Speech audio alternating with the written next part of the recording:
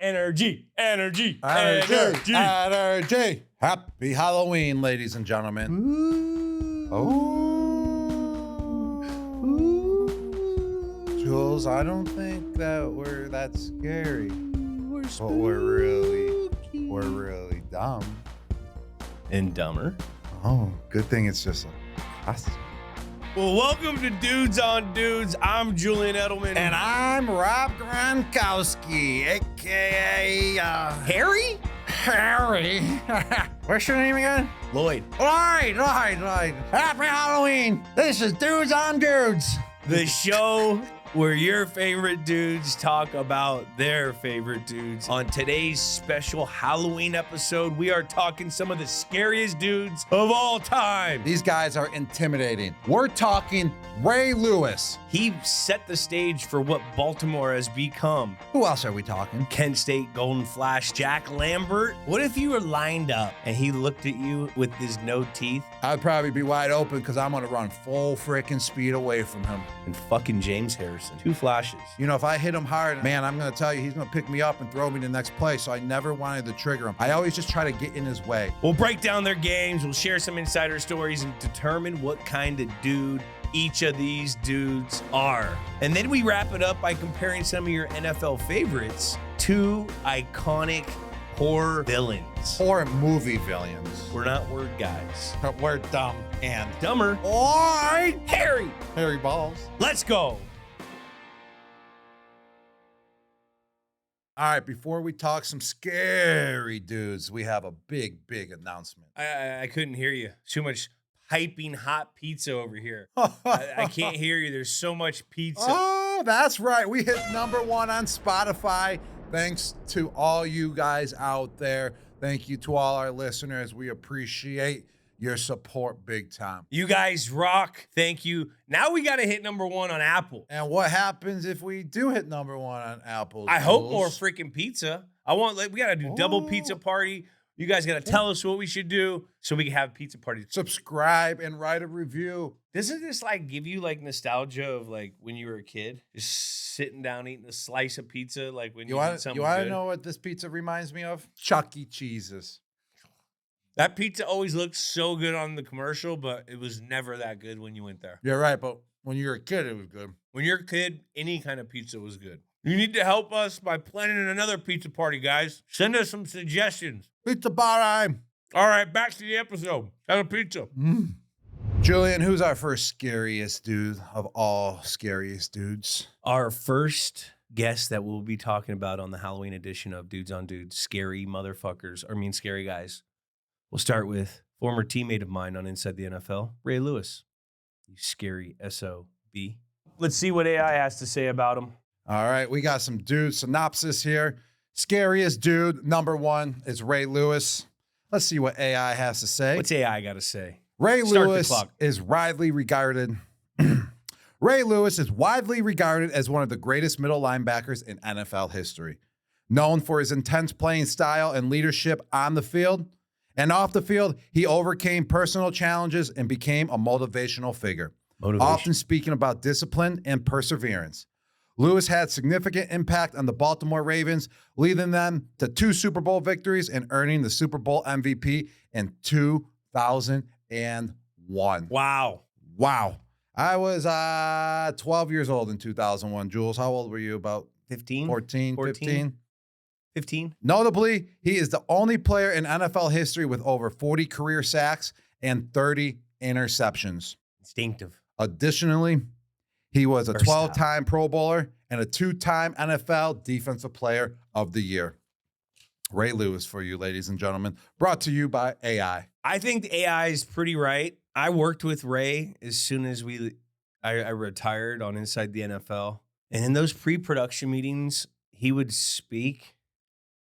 And I felt like I wanted to run through a goddamn brick wall every time he would speak. He sounded like a pastor with a mix of craziness and a mix of a Gladiator quote. Ray, don't think I don't know where your quotes come from. We went to Rome together, and I figured out that all of Ray's motivational quotes come from the movie The Gladiator. It was crazy. I remember playing him. He knocked me out of a game first off. What game was that, and what year was that he knocked you out of the game? It was, remember when Deion Branch came back for the first game back? So about, was it 2013? Your fourth year or my third year? This was like 2012? 11 or 12. Yeah, it was 2011. When did Randy Deion Branch came back on the Randy team. left on the team when we went to the 10 Super Bowl. or 11. Yes. 2010, my rookie year. Randy Moss was traded after the fourth game of the season. And then didn't we trade for? We traded back for Deion Branch, right, that year? So it was my rookie year. It was your rookie year. Yes, 2010, the same season that Randy Moss got traded. Yeah, and he hit me on under in the red area. And I remember Haloti Nada like picking me up and saying, "Hey, buddy, your sideline's that way." That was at Gillette Stadium, correct? At Gillette. Yes, and it was 2010. 2010. Yes, it was. He lit me up. And then the year before, this is my second year in the league. Year before in the playoffs, he scored and on a scramble in the red area. Tom darted it to me. I caught it and I got a touchdown. And Ray was right behind me and he kneed me so hard in my left butt cheek that like I got a crazy hematoma. And I looked like I had J-Lo booty on. Like my butt was just, I had one big butt. It was so fucking crazy. If we got smoked that game, but I wouldn't have been able to play the next week because I had like internal bleeding. It was fucking nuts. So that dude has scared the shit out of me. What do you think about? First off, AI hit it on point, but they didn't, talk about all his characteristics that he brings to the table as well. Yes, yeah. Great motivational speaker, great player, all the accolades, 2-time Super Bowl champion, whatever, 12-time Pro Bowler, but they didn't talk about the characteristics that makes him himself. Vicious out in the field. Vicious. Absolutely vicious. Intimidating. 100%. I would put my hand down and I was already scared of Ray Lewis when he was lined up in front of me. I was when you're scared of a player, you're kind of already beat as well. That's how intimidating he was. Just the nature of just the way he carried himself, and the energy that he brought to the table. You did not want to mess with Ray Lewis. No doubt, no ands, ifs, or buts about that. Now he was not just scary, but he was also like one of the smartest football players you fucking played. Very intellectual. I remember we'd be in a 3-by-1, like a trips formation, and he'd be sitting there calling out like, "All right, watch this hook, watch this hook." Like he'd be calling our plays, and I remember talking to him when we worked together, and he would study all of our TV copies so he could hear Tom's signals. He could hear all the line front signals. So anytime we would play the Ravens with Ray, we kind of knew that he knew everything. We had to change everything because he was such a smart, hardworking guy that did anything it took to fucking go out and win a game. If that meant sitting watching 5 hours of all the TV copies to get one little signal from something, that's what Ray Lewis was doing. And he was fucking like, we look at middle linebackers now. Middle linebackers are 225, 230 pounds. Ray Lewis was sideline to sideline 250. 250. Doing war dances before the game, getting the whole city of Baltimore some light. I mean, he was their first pick of that franchise. Like, he set the stage for what Baltimore has become. Like what he said in his things, known for defense, tough team. It's carried out throughout. Harbaugh inherited him, rose it to what it is now, but they're a tough fucking team, and Ray Lewis was like the war daddy of the war daddies. And he was the definition of a linebacker in the NFL in the decade of the 2000 era. No doubt about that. You big, strong, intimidating, fast, took no shit at all. No. He was the defensive captain. He was the guy in the huddle that got everyone, in the right spots where they needed to be. He was the one that was calling every single defensive play. He was the absolute definition of a Mike linebacker, of a middle linebacker. A Mike linebacker is just a name for the middle linebacker for all you people out there. So Mike linebacker, middle linebacker, same exact thing, MLB. But he was the definition. He was the standard of strength, of speed, of agility, of a middle linebacker. Instinctiveness. Instinctiveness, intellectual, just how smart he was, the ability to know what plays were being called and how to fill a gap as well. That mother effer. That mother effer knew how to fill a gap and blow a gap up better than any linebacker in the history of the game. And he set the example to all young guys, all players, all defensive players in high school and college on how to play the linebacker position in the game of football. There's no doubt about that. And that was mean, aggressive. What else is there, Julian? Fucking instinctive. Yes. Just all of it. And then once again, I got to experience, and I got to be on a team, with Ray, and the way he motivated guys, like his stories and like how he would, he told me once we're doing Inside the NFL, he goes, you got to win the crowd to win your freedom. I'm like, Ray, we're talking about football. We're not at the Coliseum right now. Okay. Like I want to run through the wall, but we're not hitting nobody. Just who he was, Jules. Yes. It's just crazy. Who he was. He would say something, and I couldn't understand anything, but I got the point. Mm-hmm. Like he would say something, I'm like, fuck yeah. Let's have the best fucking show. Let's have the show, Ray. Like that's how Ray was. And we went and did this convention over in Croatia together, and so I was like, Ray, you want to go to Rome after with me? And so me and Ray went to Rome, and to watch him go, we went to the Coliseum for a day, and it was like watching a kid walk into a candy shop when he saw that Coliseum. Like you could tell that it was like ingrained in him. He was like, this is where the men that I am used to perform in the day of age of them. He said something like that to me. I'm like, Ray, what? In one of his past lives, I bet you he was a gladiator. Oh, 100%. Fighting in the Coliseum. 100%. Yes.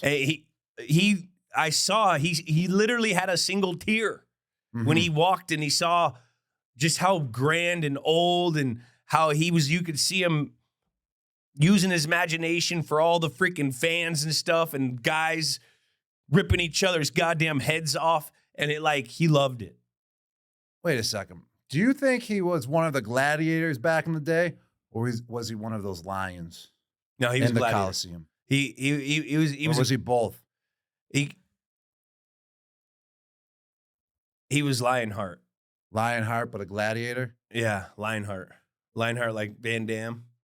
Can't disagree with that. You ever been covered by him? I've been covered by him a few times. I mean, obviously his game was stopping the run, but he was very smart in zone coverage as well. Yeah, hella picks. Yes, a lot of picks. I mean, he has 30 interceptions and over 50 sacks. What was that? Yeah, only person to ever do it. The only one to ever do it. And, he's just very athletic for his size too, man. His arms are just massive. It just looks like a guy out of like a magazine cover, straight off a magazine, front page cover, right off the stands, and just put on the football field. A mannequin of a gladiator. Mm-hmm. He was the definition of what a guy in Madden looks like. When you're playing the game Madden, you just got taken right out of the video game and put right on the field. But I got to clear up a little bit with Ray Lewis. I mean, the guy, back end of his career when we were facing him, so we didn't really get the true Ray Lewis, just like all of us in the NFL. Oh, he lit me up. He definitely lit you up still. But when you're in your prime, you're moving people no matter what the situation is. You're moving people. You're blowing up the holes, all that. So I never got leveled by Ray Lewis. I definitely felt his power. But here's a situation. I was running.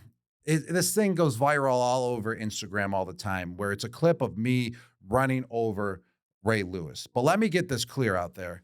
I didn't really technically run over Ray Lewis. I mean, I did in the clip, and people just take it out of context because, on the film directly, you just take that 3 seconds of a clip, and I am running over Ray Lewis. But here's the deal. Here's the situation. It was a passing play, and I was on a route. He was dropping back in the coverage, and I was debating. I had an in cut, 12-yard in cut, and I was debating because he was dropping back, doing his thing, making it hard on myself because he's very smart of a player, knows how to drop back and get you confused of where he's going. So then it kind of throws you off your route. So I'm like, do I go outside of him because he's dropping out of my zone, out of the area where I got to run the 12-yard in cut, or is he going inside? And I should go inside, or should I go outside of him? You know what I'm trying to say, Joe? Yeah. So I'm debating, and I'm kind of stiff this game. I'm just running straight, and I'm debating, should I go out? Should I go in? Should I go out? Should I go in? And I'm running full speed at him, debating, and then boom, I just clashed right into him. So he wasn't really paying attention to me, and he was looking back at the quarterback. But when I clashed right into him on the passing route, he went flying backwards, and I ran him over. And then I like jumped up real quick and acted like I was wide open. So like I didn't really run him over. Did you get a catch? No, I didn't get a catch either. So it was great coverage by him, actually, like to the T, if you ask me. But it's a clip where I'm like, no, it's like just taken out of context. I will tell you when I ran. That's how scary of a guy he is. Is where Rob over here ran his ass over. Okay, I don't want to hear it, Ray. He got ran over. No, I didn't run him over. He was dropping back in coverage, and I just ran my route through him. He's trying to justify running him over to not make Ray mad at him. I don't want Ray mad at me. I can tell you that right now. But I was just running my route, and it went through him, and he was, he was on his heels, backing up, backpedaling, and using his space. He did go fly. Yeah, he did go flying, but it was not like a run play or anything. If that was a run play and I blocked him like that, well, then hats off to me. I would still go running. I would still run to the other sideline because I'd still be scared of Ray Lewis. But I didn't technically run him over. It was just a little mishap. And Jules, I got a question. When he did that, the war dance, running out of the tunnel, the Baltimore fans going crazy, did you ever watch one of those war dances? Oh, every time. Or were you like looking the other way, like, Coach, no, Belichick, I'm not watching it. Why are you saying that? Yeah. Because that's what Bill used to say. Yeah. Don't be paying attention to what they're doing. Just worry about what you're doing. But Ray Lewis's war dance, you had to peek. Dude, that's you how. had to peek. Dude, you had to. Coach Belichick would be on a Ravens weekend. He'd always be like, look, we're going to be going to Baltimore. You're going to have Ray doing his goddamn fucking war dance. Like, just get your heads right. Get your heads right for the game. He's going to be doing that war dance. He's referenced the war dance. Wait, his war dance is called the squirrel dance? Ain't no squirrel doing that. Yeah, because Jules, you're a squirrel. You ain't doing those type of dances. I never heard anyone even call it. Nah, it's a war dance. It was started by his friends in his hometown. They named it the squirrel dance because it had the whole town jumping. I get it now. I know, but the squirrel dance, you're the squirrel. Yeah, and I don't see a squirrel looking that scary. No, squirrels are furry and cute. Kind and snuggly. No, Ray looks like he wants to bite your face off and do a war dance on your face after it's been bit off. What about his visor? Fucking scary. Just his aura overall. Ray Lewis's aura. I mean, the visor, the little bands on his arms, all that. Just a scary player overall. Scary that player. In that purple and black. Mm-hmm. That's just a mean looking team. It is. All right. Time. Let's determine what kind of dude he is. All right. Ray Lewis. What kind of dude is Ray Lewis? Is he a freak? Of course he's a freak. I mean, he definitely has freak of nature in him. I mean, he's gigantic. He's the definition of a middle linebacker. He's a whiz as well. He was so innovative for the sideline to sideline quarterback of the defense type linebacker. I could be recency bias, but this is what we grew up on. He's a dude's dude as well. I mean, positive attitude, the motivational speaking, getting everyone going, bringing everyone together. I mean, he's special, man. That's special just to have that, in life, is to just be able to motivate people and bring people together. And on top of it, just being that phenomenal of a football player, man. That's what really made him special. He had so many great characteristics that he brought to a team, not just being a good player. I think he's a dog. He's relentless. He's motivated. He's physically and mentally tough. Dude tore his tricep, came back in a fucking 4 weeks for the game. He doesn't care if he has something hanging on by a thread. If it's a playoff game or if it's a AFC North divisional game or if it's a game against us, you knew Ray Lewis was going to be out there doing his goddamn war dance before the game, getting the whole fucking crowd going crazy. That's going to be what Ray does, and he's a fucking dog.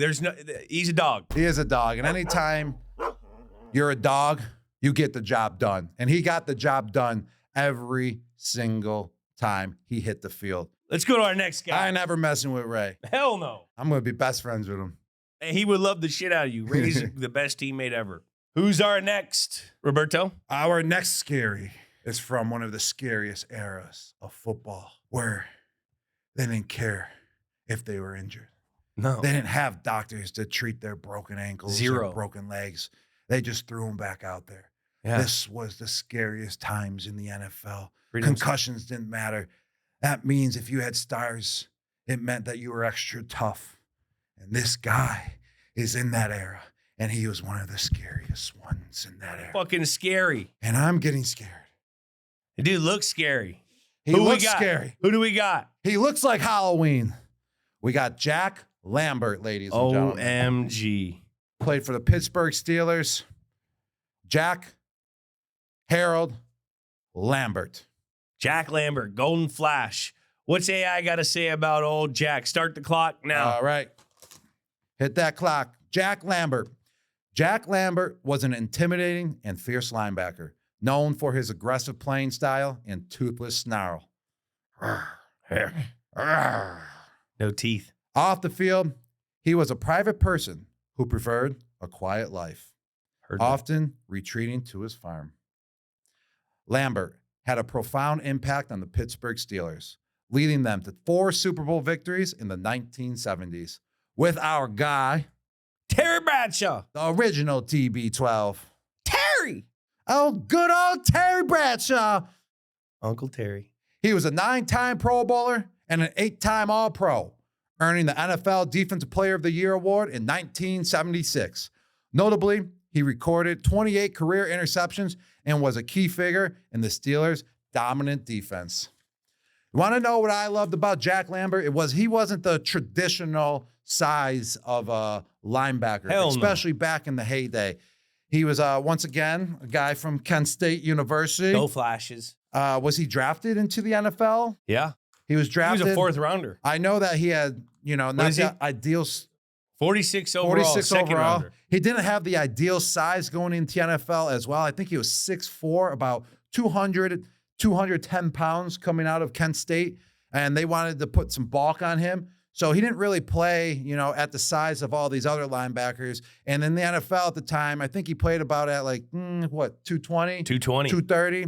So 6'4", a linebacker at 6'4", that's kind of unheard of. Usually they're shorter, more stockier, can fill the hole, can take on a lineman, can take on a fullback, can go side to side with the agilities. But this guy, no, he was different. But, that kind of was an advantage for him. Watching tape on him, I feel like he could see over the lineman because he was 6'4". He could see what was developing in the backfield. And when you can have that type of advantage and you can see what's going on in the backfield, you can see that short running back, where he's going, where he's angling. That's an advantage. And Jack Lambert used that on the defensive side of the ball, making tackles. It was just ridiculous watching him play. What if you were lined up at tight end and Jack's the middle linebacker right here, and he looked at you and with his no teeth, and he said, "Hey, Gronk, I'm going to eat your lunch." What would you do? I'd probably be wide open because I'm going to run full freaking speed away from him. I'm running full speed. But at the same time, those are the guys that are hard to get open versus, because I'm 6'6". That's my advantage, is my height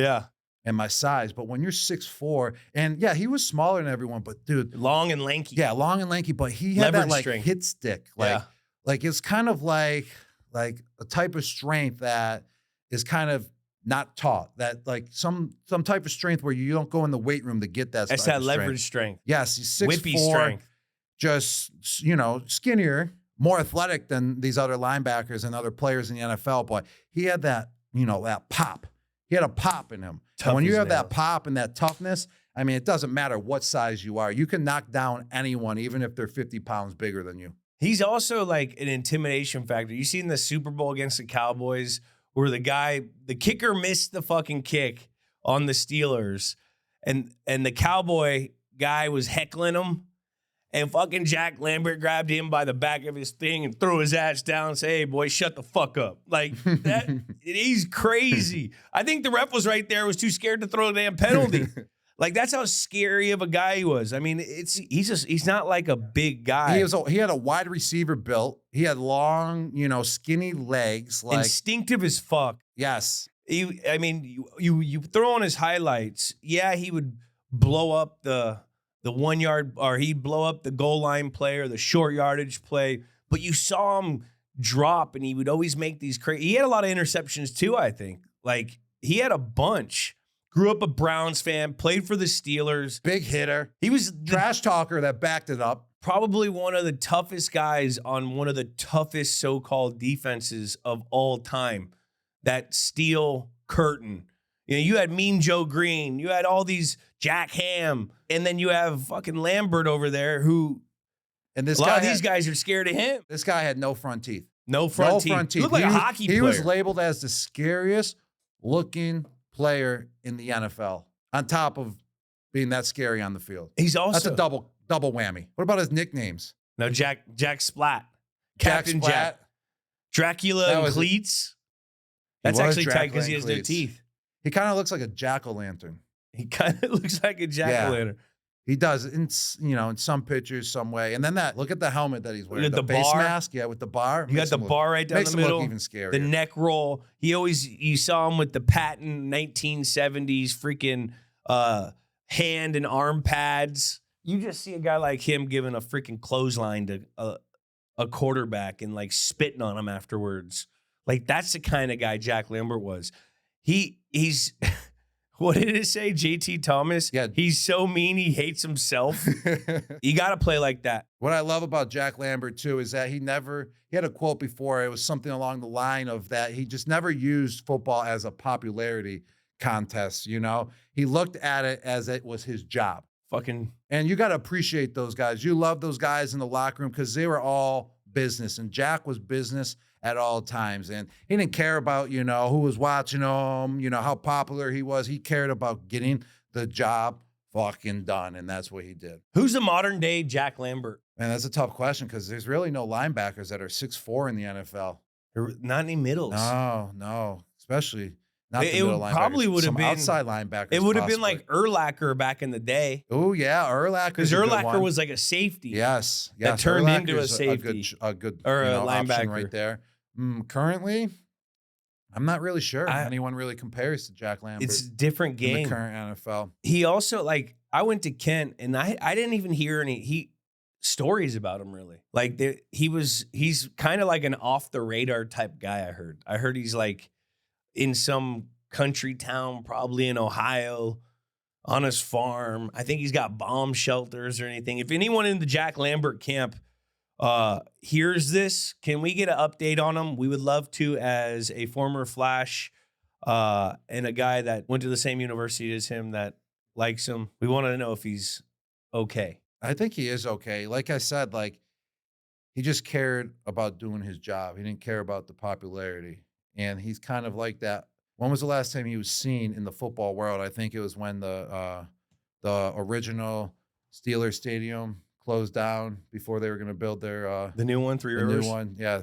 What was it, Three River Stadium? Right? Didn't he go to that last game or something? Did he? Was that the last time he was seen? Yeah, 2000 was the last time he was seen. That's in the 24 years ago. I wonder what he thinks about all this technology. He looks like a guy for a fact that will fucking. If you're on his phone, if you're on a phone around him, I think he might shoot the phone. Yeah, he's still using a pager. No, I don't even think he has a pager. I think he's got landline. Just a pager. He's got landline, bro. He's got cord still that with like a 30-foot cord so he could take a goddamn call away from his wife like 2 rooms down and has to shut the door and use it and put the cord under the door gap so he could have some privacy. That's the kind of guy. He's a scary. That is the kind of guy he is. Like, I got a question. How do you? Jules. Would you ever go off the grid? Would I ever go off the grid? Jack Lambert hasn't been seen for 24 years. Actually, I would. If I had enough means to go off the grid, I would love to go off the grid. You got plenty of means. Nah, I got kid. You can't go off grid if you have a kid. Like if it was just me and Rock, I'd go off of the dusty trail, but I can't. Just a deserted island. I don't know. Infinity amounts of food and water. Some little town in Mexico. Would you do it? Would you go off the grid? Can you see yourself going off the grid? I would love to go off. If, like I said, I want like that. Huh? We got dudes on dudes. Yeah. Why would you go off the grid on me? Wouldn't it be cool to have a Mai Tai and like a little umbrella? Can we just do dudes on dudes off the grid? We wouldn't be off the grid then. We'd be real dudes on dudes then. How? Just you and I. Dude on dude? Yeah. No. How do you think he'd play in today's football? I think he'd be pretty good. Yeah, he'd be really good, especially, because it seemed like he was very athletic as well, could cover pretty well. So the way that, we're throwing the football now in this era. I feel like he's a guy that can drop back in the middle of the field, and especially in zone coverages. I think he would have a couple interceptions a year, no doubt about that. And just his mentality that he brings in the run game. I feel like some defenses are missing that type of mentality too. Like those guys that play that willing to go in and just take a fullback, playing all downs, one-on-one, not right just in the third gap, downs, heads up, all downs, and just being able to just give up your body, sacrifice yourself. So those players, Ray Lewis, obviously, Jack Lambert, another one of those. So what about John Elway? Remember when John Elway faced Jack Lambert? Yeah, didn't he? What happened? He said, just let me out of here. I'll be an accountant. Yeah. You want to know why? You want to know what else happened? What happened? He did say that after the game, but you want to know what else happened? What happened? He lined up under the right guard. That's how scared he was. He was that scared and nervous. I mean, that was he freaking went under the right guard. What year was that? Imagine that. 83. So Lambert was still there. Lambert played, 12 years? This was a young John Elway, probably young buck out of Stanford. 1 for 8, 14 yards that game. 1 for 8. We're talking John Elway. 1 for 8, 14 yards. Jeez. When he faced the scariest defender. The steel curtain. It wasn't just him. He had to steal Bean Joe Green, Ham, LC Greenwood, all those boys. I mean, and he was the fucking flag carrier for that scary-ass defense. Time. What kind of dude is Jack Lambert? Jack Lambert, a stud. He was a stud, but not Kent State. But not Kent State. And not when you're that scary. Studs out of Kent State. And when you're that scary, you're technically not a stud. He's got the athleticism. He's got the football IQ. But he always had the is he too small in his category. So that takes him out of the stud. And then that takes him out of the freak category as well. Yeah, but he could be a freak because he's like a regular lanky dude that played like he was 280. And he had a hit stick. He had a hit stick, and he had no teeth. They had no teeth. He could be a whiz because he was so fucking intelligent. He was calling out plays, and I was watching all his. You could tell he knew the game better than a lot of the other guys he was playing against was knowing. Was he a dude's dude? I probably don't know. I heard a snake story where he almost killed a guy for putting a fake snake in his room. Like, I don't think he's a dude's dude. He's not a guy that you want to fuck with or pull a prank on. He might, pull out his 22 and kill you. He looks like he writes manifestos. Yes. He's got a list. Yeah. He's got a list. Yeah. So, no, don't pull pranks on him. You know what? I think he's a dog. He's just a dog. He is a dog. He's relentless. Yes. He's motivated. He's physically and mentally tough. Has exceeded everything that everyone thought he couldn't do at the highest level. Jack Lambert is a dude of a dog. And dogs don't care about getting the credit. No. They just want to feel the love, and they just want to do their job. And when they do their job, they feel the love. That's it. That was poetic. Mm-hmm. That was fucking poetic, Rob. Where did you learn that? I have a dog. That's why. I have a dog. You have a dog? Does not care about his popularity. He just cares about doing what he needs to do to protect myself, protect Camille, and protect the house. And then he feels like he's accomplished. And then he snuggles into me, and we share love. That's just dogs loving dogs. He's a dog. Stamp it. Dog. All right, let's get into our last Halloween edition of Dudes on Dudes. Guy that we are going to talk about. You know what? I'm looking at this, and it's pretty gnarly. That every one of the scariest guys that we're going over is from the AFC fucking North. Another Kent State Golden Flash. Another man that scares the living shit out of you. He sure does. His name is Debo, but his birth name is James Harrison. James Henry Harrison Jr. Oh, Hank? I will not call him that to his face. He'll probably beat my face in. I've seen him doing that volleyball shit. What is up? Let's see what AI has to say. All right, ladies and AI for James Hank AI was Harrison probably too scared Jr., to write anything the second about Holy Harrison. smokes. Oh, that's blank. AI was scared. AI is fucking scared. I'm scared. Did not want to get it wrong. Start the clock. Now. James Harrison was a tenacious and a hard-hitting linebacker. Tenacious. Thank you, Jules. Gotcha. Hey, I'm Harry. You know, I didn't read any books growing up, okay? You know, and a hard-hitting linebacker. Known for his relentless work ethic and physical style of play. Off the field, he was dedicated and resilient, overcoming numerous setbacks to achieve success. Harrison had a significant impact on the Pittsburgh Steelers, helping them win 2 Super Bowls and earning the NFL Defensive Player of the Year award in 2008. Jesus. Notably, he set a then Steelers single-season record with 16 sacks in 2008 and is the only undrafted player to win Defensive Player of the Year award. He was also a 5-time Pro Bowler and twice named the Steelers MVP. He should have been a Super Bowl MVP. Yeah, but Santonio Holmes with that catch, toe-tapping catch to end the game. They should give out like 2 MVPs award, a defensive MVP if deserved, and then an MVP award as well, or an MVP award. And if it was a defensive guy, then if someone played on the offensive side, you know, on the offensive side of the ball very well, they should also have the offensive MVP. You know what I mean? You know what I'm saying by that? Oh, Andy. Yeah. They could get a better sponsorship group out of the NFL too if they did that. You could have, you know, Chevy for, you know, the offense and Ford for the defense. We're not business guys. Debo. Hey, Lloyd, you're smarter than I thought. Harry, your hands are freezing. James Harrison, absolute scary motherfucker. Like, look at him. You look at his pictures. It's like 1 degree outside. He's got his shirt off and his baggy ass sweats doing a pregame warm up, looking like he wants to just, I fucking kill every single person on the other side of the team. Like, we played against him, and he's got a notion, and it's so fucking crazy that he didn't get drafted because he's about 6 feet tall, but he's also 6 feet wide. This guy is a fucking fridge. His arms are literally like 30 inches big.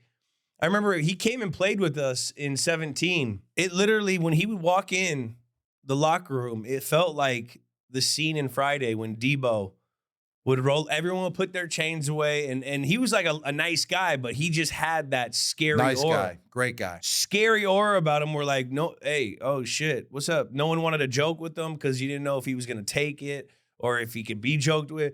But he was honestly a great teammate for that 1 year. And he's made so many incredible fucking plays in his career. Like, it's insane. Have you seen him do the shock put? Nah, I never seen that. I guess he's a huge fucking shock putter. Like, he's a I love him. I absolutely loved him. I remember when he played that game in 2008, I was at Kent State, the Super Bowl, where he had that big 100-yard run in the Super Bowl. And I was just so excited to see a guy like him, you know, dominating the NFL from where I came from. I mean, it's crazy. Was Prime's James Harrison faster than you?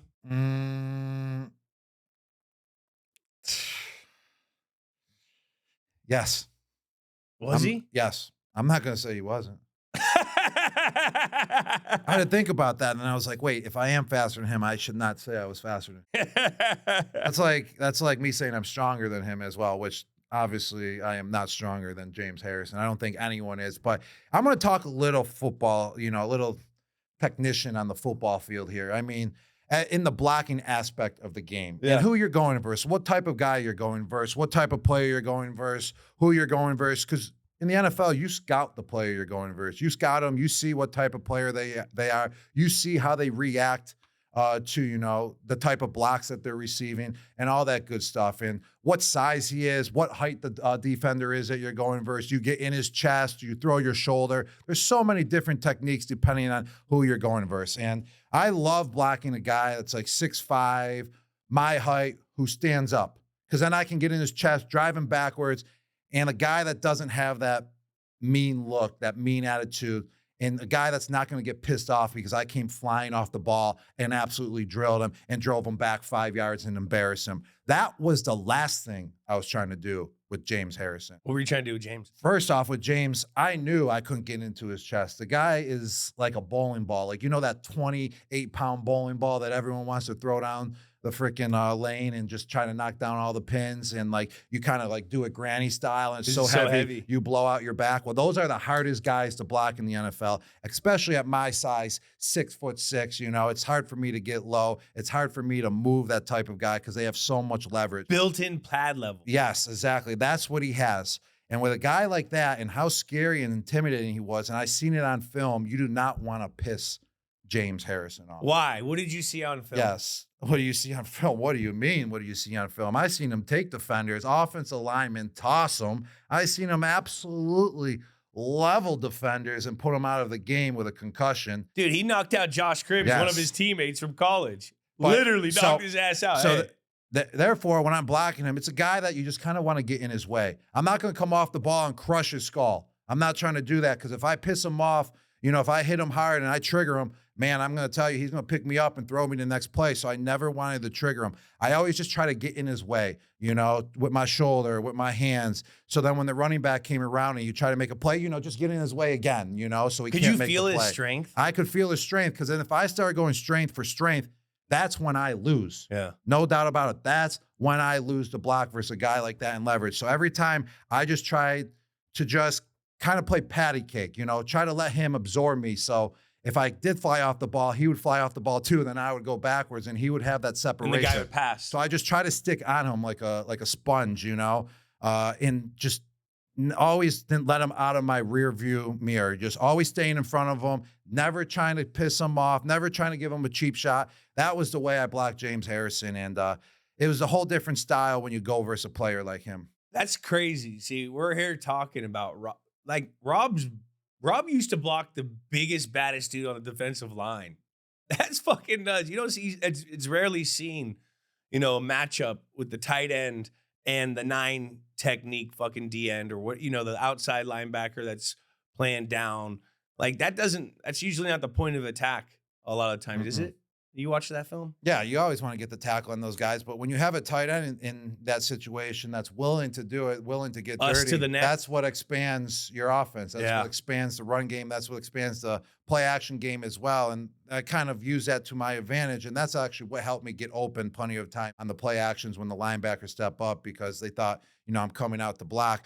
But James Harrison was a terrifying pocket pressure player. Low. He got so low. His shoulder. He would have that shoulder dip and he would just get right by the offensive tackle, even though the offensive tackle is twice his size, kind of like looks like twice his height, but he would get right underneath him and he was so strong, he would just rip right through his arm and then get to the quarterback. And he was quick enough to take kind of an outside angle. Run the hump. Yeah, run the hump and then bolt right to the quarterback. He also would have a great changeup where he would just use his strength. He'd get right up in that chest of that guy who was about 8 inches taller than him and push his ass right back into the pocket and blow up the quarterback. And that's the exact leverage I was talking about, and that's why I didn't go toe-to-toe with him right off the line because he would get that leverage and he'd push me back. So I would just try to stay on him and not let him get that force to, you know, to be able to push me back. So just being a smart player. Have you seen his workout videos? His workout videos are freaking ridiculous. He has like 845s on each side when he's freaking benching like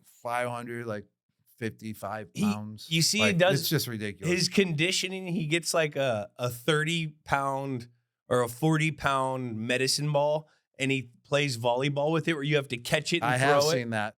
That's hard. People don't realize that's hard. That's heavyweight, and he does it for a long round.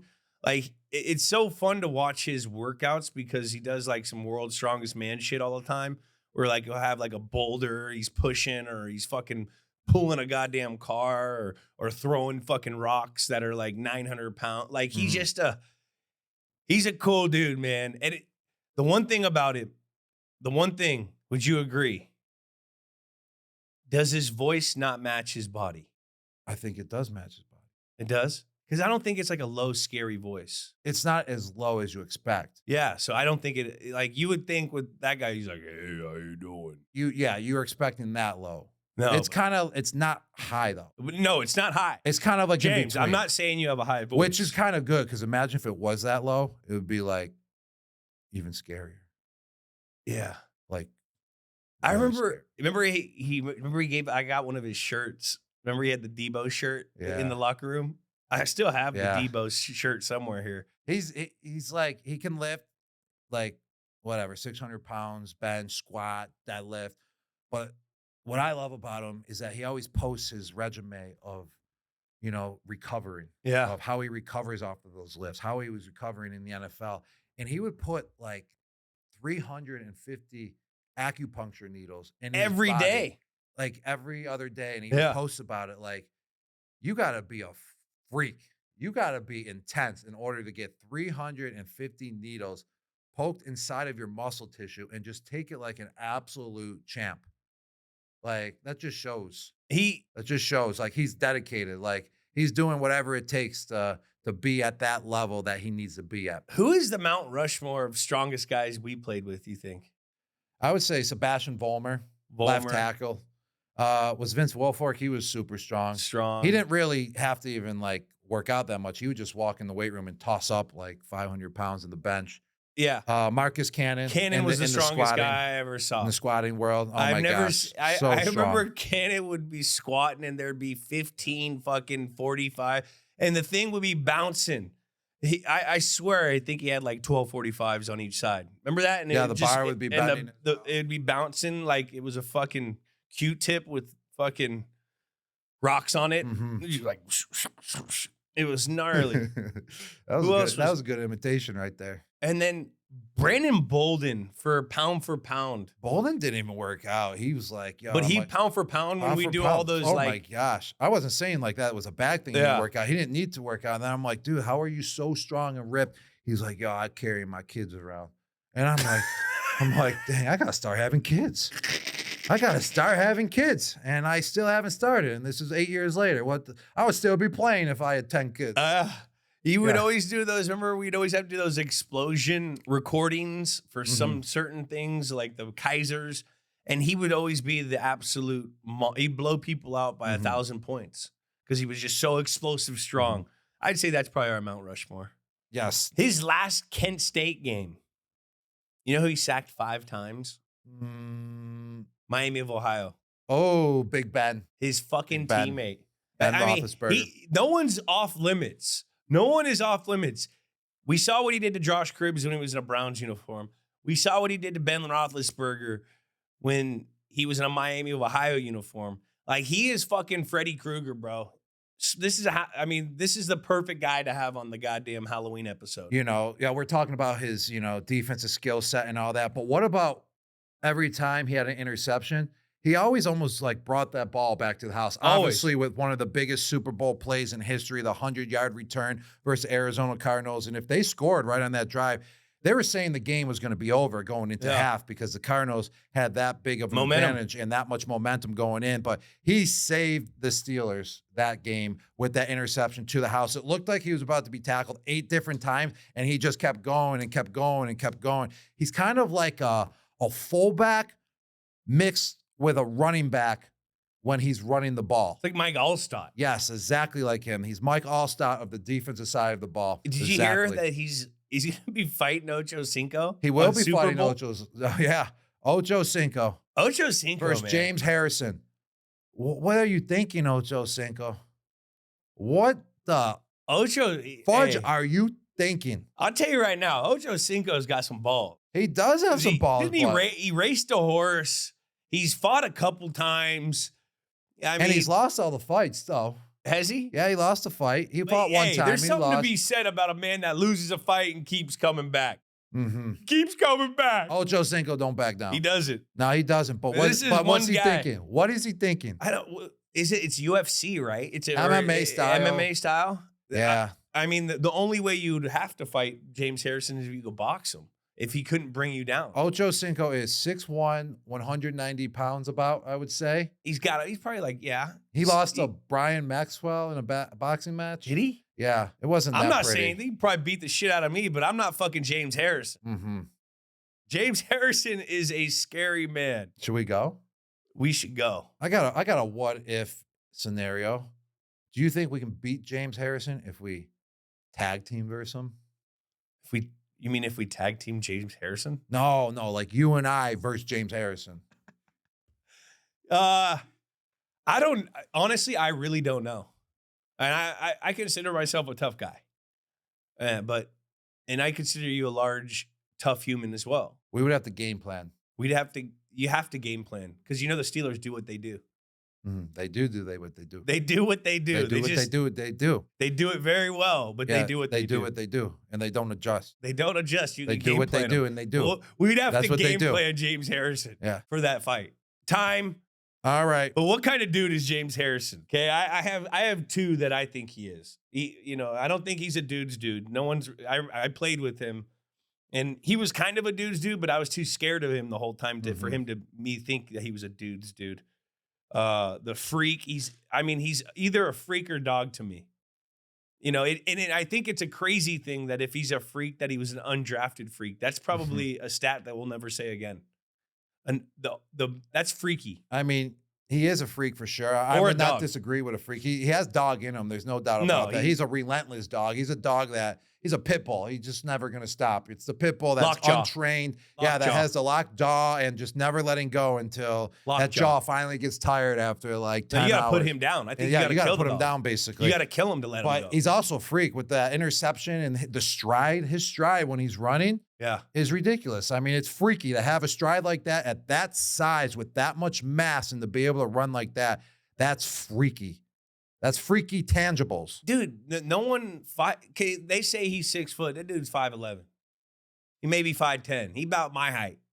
And he's 260. And he runs just as fast as me. Okay? If you want to call that not a freak, you're fucking crazy. Yeah, you are crazy then. He's a freak. Freak. He's a freak. James Harrison, freak. Stamp it. All right, let's do this. Our post-show segment, in honor of Halloween, let's do some horror villain comparisons to guys that played or play in the National Football League. We kind of did this with Transformers and on Games with Names, where we compared Transformers to guys. Now let's do some horror villain comparisons to NFL guys. Jigsaw, the guy from Saw that's terrifying. He's pulling strings behind this. He's a mastermind. Mastermind. So that's kind of, it's got to be a coach. But they're not we're talking like the intangibles of how they can, display what's going on, not their characteristics. Like Jigsaw was a killer. Like we're not talking about him being an actual killer. We're talking about how they can, set the whole scenario up. Yeah, like set Saw. the whole game plan. Yeah, so he's Saw. So basically he's the guy behind Saw. All right. So the whole, what am I looking for? You're looking for a mastermind Saw. Manipulator. Yes. Someone who Saw is getting yourself to believe that if you rip your eye off, you're gonna live. Belichick, easy. Yes, easy. Belichick, no doubt about that. There's other names. That's Bill. And you're gonna die if you don't do that. Yeah. It's like I would say maybe like college coach, Nick Saban, one of those guys. Saban's and Jigsaw. Andy Reid right now, current coach Andy Reid. He's a mastermind. Yeah, but I don't see him making you go for your life. Yeah. I feel like he gives you an option. He gives you an option. After a while in the room where you had to cut your arm off, Andy would jump out and say, "Here's a cheeseburger." Yeah. He's like a nice guy. He is. So but he'll rip your face off. I've heard that, and he practices hard, and he's tough with his guys. But Bill Belichick and Nick Saban, I think. All right. Jigsaw. Those two. What masterminds? About Frankenstein, a monster in size and ability. Without a doubt, you got to be in this category. Jules, I was going to just say my name Herman right Munster? off the bat. I am definitely Robbie Frankenstein here. Robbie Munster? That's easy. You can go, who else? Trent Brown. Oh, Trent Brown, definitely. Trent Williams. He's from the Niners. Trent Williams, the offensive tackle? Yeah, he's Niners? huge. He's Frankenstein? He's huge. Yeah, but he moves too good. He doesn't move like Frankenstein. He's huge, but he doesn't move like Frankenstein. Did you do a Frankenstein celebration once? So the one in London actually was not a Frankenstein celebration. A lot of people thought it was. What was that one? That was changing of the guards. Yeah, the guards. The Buckingham Palace. I was protecting it as one of the guards, and that's what they do when they walk back and forth. So I did that to Buckingham Palace. Give credit to London, all my fans in Good day, London. mate. Good day, Good day, game, mate. Good touchdowns, mate. Is that Gronk, good Australian? game, good touchdowns. All right. Hey, Definitely lad. don't have a London accent. It's a bloody chav. The time I did do the Frankenstein was actually when I was in Tampa when you didn't want to come down with us, Jewel. I'm always going to remind you of that, okay? I wanted you there. Humidity makes my skin break. It does. It does. Humidity does. I remember that one practice in Tampa one year when we were in the Patriots. It was a 9 a.m. practice, and, dude, I was tapping out. I wanted to cry. That was 2012. I wanted to cry. It was 2012. I was only we were young bucks, too. I wanted to cry. That was hot. It was the worst practice of my life. Worst situation ever. We got off the plane that night before. It was the hardest practice, too, being in that. The worst is when you're running and your feet are so soaking, sloppy wet, you could just feel the. It's like you go and you slide and you get a blister because your toe and your sock. It's like you jumped into a pool and then you went out to practice. Literally. All right. So Frankenstein, Tampa Bay. All right. So we were destroying the Lions, and I scored another touchdown from Blaine Gabbert, the first player of the second half, and I did the Frankenstein. Was it on Halloween? Yes. No, it wasn't. It was in December. But I just did the Frankenstein just to do the Frankenstein. I fucking love it. Yeah. It was a proud moment because that was my only Frankenstein. I always wanted to do Frankenstein, and that was the first time I did Frankenstein. It was the only time I did Frankenstein, so I'm just glad I got to do Frankenstein. I mean, yeah, Robbie Frankenstein. You should definitely always do Frankenstein. I mean, I basically am Frankenstein, so I kind of am always doing it. What are you, Big Daddy? Frankenstein? Have you ever seen the movie Big Daddy? Remember it? Wait. The kid's name's there Julian. I am. There's Frankenstein Rob. I also dressed up as Frankenstein at a Halloween party for the New England Patriots. For the kids, of course. It was a Halloween party for the kids. That's a good Frankenstein. They all came to Gillette Stadium, and I was Frankenstein. I'm too short to be a Frankenstein. I'd be like Eddie Munster. I did the face painting. I put the gloves on. That's what we should do. You should dress up as Frankenstein, and I'll do little Eddie Munster with my little widow's peak, little vampire, like little kid.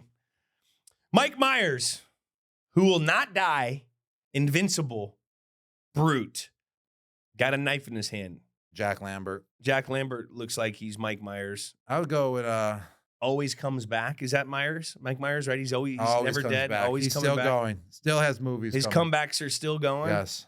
That's fucking Tom Brady. What? Just a straight. Is that Tom Brady? Is he Tom coming Brady. back this year? He is coming back. Is he coming back? Is he coming back? Is he the Michael Myers of Halloween? Hey, I'll tell you one Mike that might want him. Mike McDaniel's down in Miami. Ooh. Mike McDaniel's in Miami. He might want Mike Myers, Tom Brady. Mm-hmm. All right. That's a match. That's a match.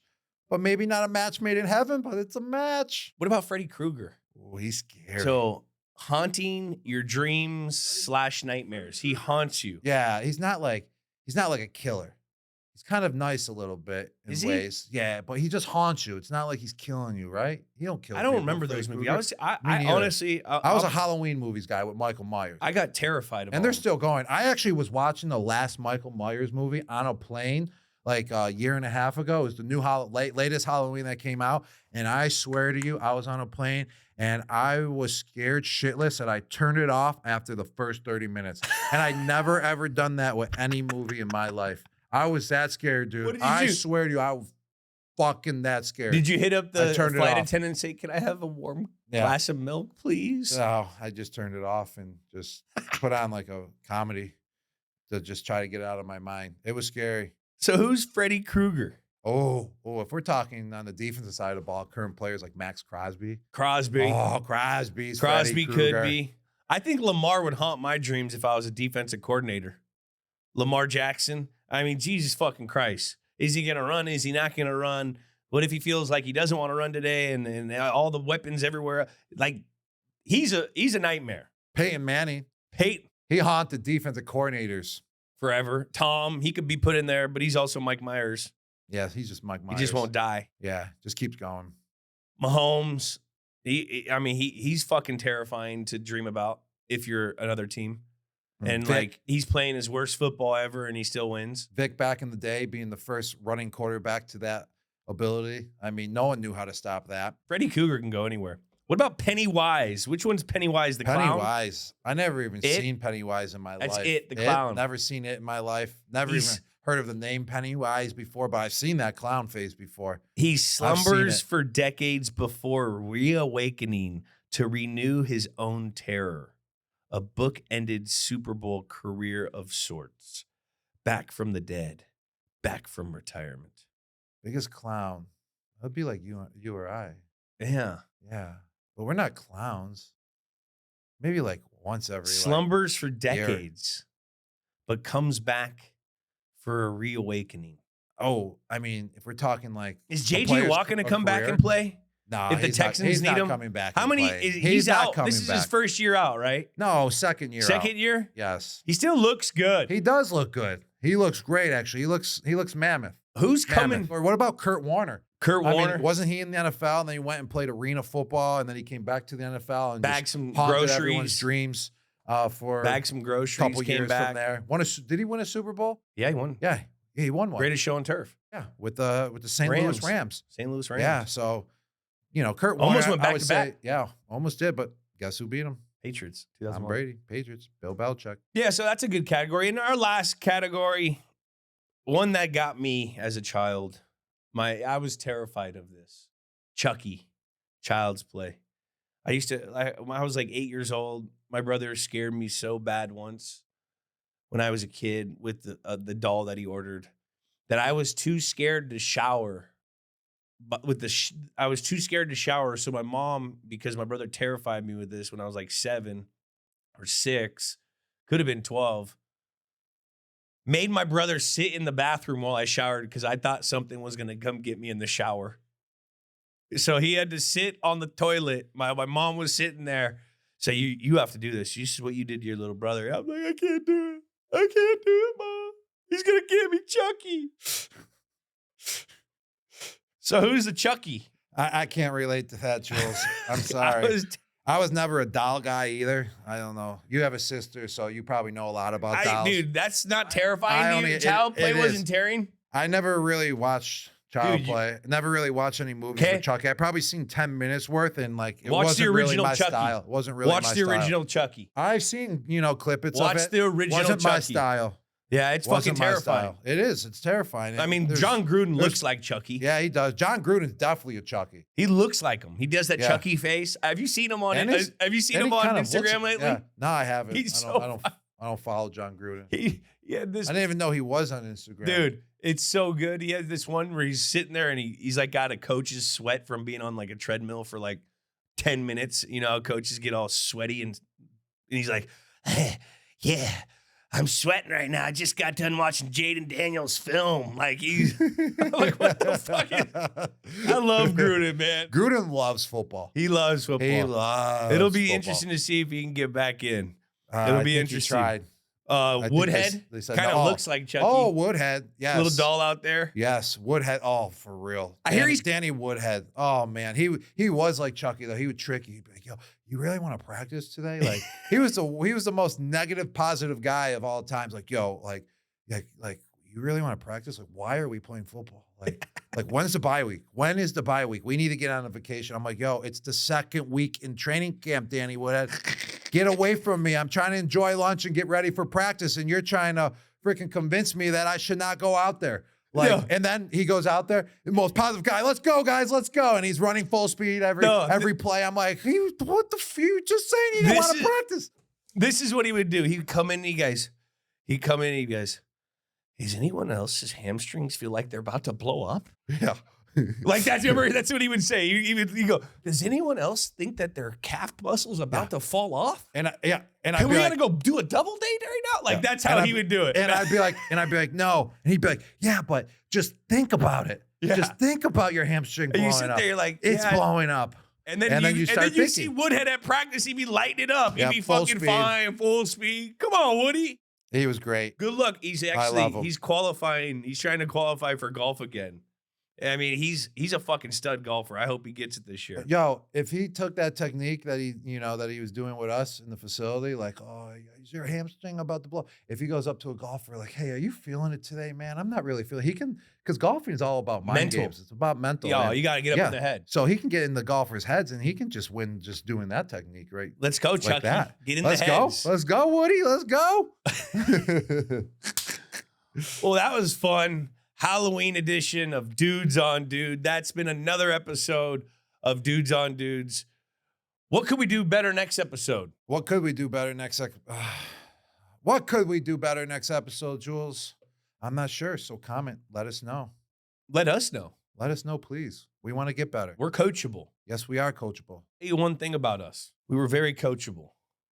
You told Rob Gronkowski one thing once. It never happened again. It was a little different with me. It's a little defiant. But with Rob, very coachable. I'm very coachable as well. Yeah, but you stayed coachable because of that. Yeah, you stay coachable because of that. You have to. If you don't listen the first time, they still have something to coach. That's what you were doing. You were staying coachable. I wanted them to coach me. Yeah, so you just did it wrong on purpose. So they could coach you, but even though you knew what to do, but you wanted to get really coached. So then if there was another scenario, another situation of, of the type of route that you're running and where the guy is located, you knew what to do on every scenario. That's how coachable you are. I love that. So give us a comment that what we could do better. Subscribe on Apple Podcasts, Spotify, or wherever you listen to your podcasts. Comment on a dude that you want us to do. Please rate and review as well. And remember to follow Dudes on Dudes on YouTube, Instagram, X, TikTok, and Snapchat. We will see you all next week. Let's go.